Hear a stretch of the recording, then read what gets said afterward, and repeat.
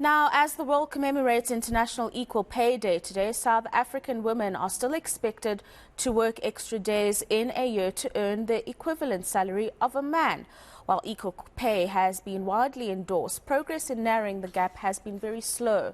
What's the current gender pay gap in South Africa and gender representation in management positions?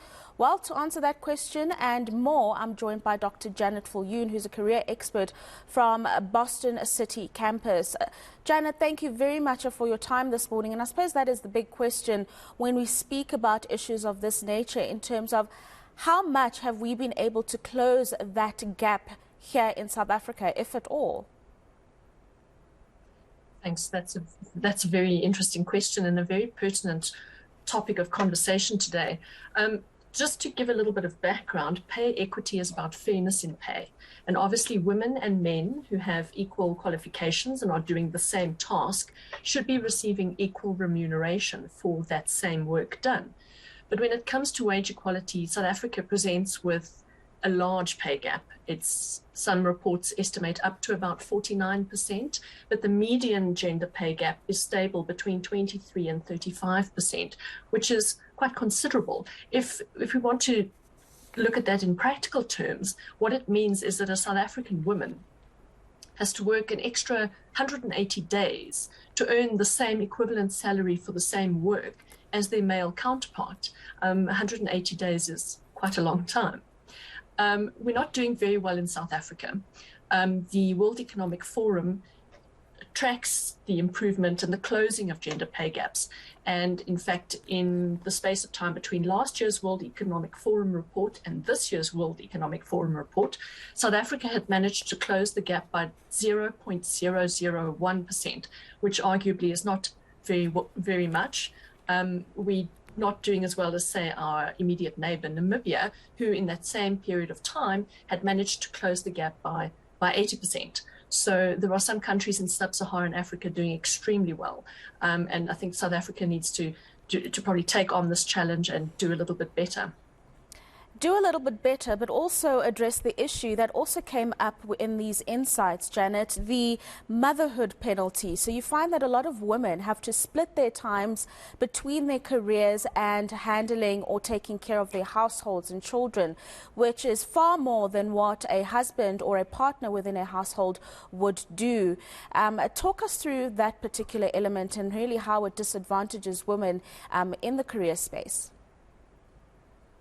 Yeah, this concept of the motherhood penalty is really challenging to deal with, really it is. There are many factors that go into influencing this. We might talk about the fact that we've got long-standing structural barriers, we've got socio-economic and technological transformation, we've got economic shocks happening, and more women have been moving into paid work and increasingly into leadership positions. Yet, globally, not just in South Africa, societal expectations and employer policies and the legal environment and the availability of care for children continue to play an important role in the choice of educational tracks and career trajectories for women. So what we're seeing is women, as we know, perform an unequal share of family and household tasks, which are often unpaid and which also take time away from their jobs and leave them with fewer opportunities for career advancement. The International Labour Organization does caution us to remember that men do have work interruptions. It's not just all about the women, but that there is a much higher penalty for women, which we surely shouldn't be seeing, and certainly not in 2022. And this fact that women with children are likely to be paid less than men for the work they do, and less than other women who don't have children, is quite shocking to absorb in this day and age. It really is, and it's quite unfortunate, as you say. But there's also the element of breaking down the cultural norms that have formed over decades, in that some careers are meant for men and some are meant for women.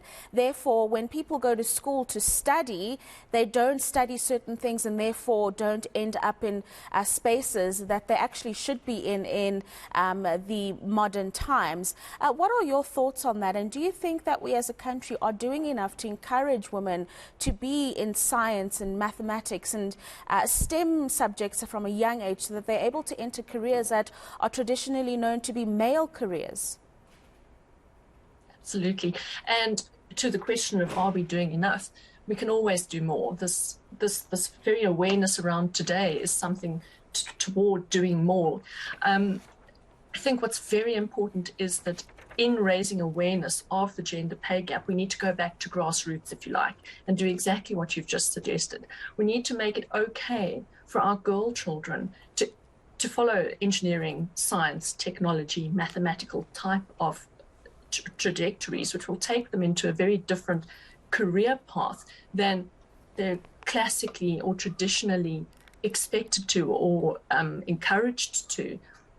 And educational institutions themselves, both primary, secondary, and tertiary, can play a key role in this by encouraging equal participation in these traditionally male subjects. And then beyond the educational institutions, I mean, let's take it right back down to the household. We can create household role models that challenge traditional gender stereotypes, and this can contribute to furthering and establishing gender parity in our society as a whole. And research has shown that family support has an influence on ambition. So if we support our girl children into the more traditionally male fields, we're already starting to close this gender gap. Thank you very much for your time this morning, Janet. That is career expert Dr. Janet Viljoen speaking to us about the pay gap between men and women and really just how South Africa has fared over the years. It's not great, but one hopes that the efforts will continue in that regard.